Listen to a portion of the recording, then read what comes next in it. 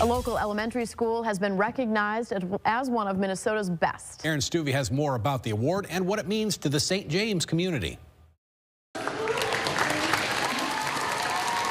Each year, the Minnesota Elementary School Principals Association recognizes outstanding schools around the state as schools of excellence. The award is all about progress. Honored schools are recognized for their continued efforts to improve their school, academics, and community. For Northside Elementary in St. James, working towards that honor has been a years-long endeavor, and now that work is paid off. It's all about teamwork and collaboration and just making sure we have our focus and we have that drive. And so it's just all about teamwork and collaboration. Friday, the school accepted the award as one, with students from each grade showing their pride in the accomplishment. Around 8 schools receive the award each year, and district leaders attribute the school's success to the work of the district's teachers, families, and community as a whole.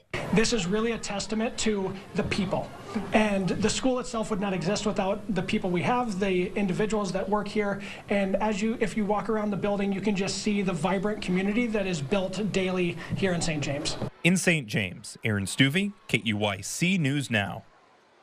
A list of this year's honored schools also includes North Elementary in St. Peter and Washington Elementary in Mankato.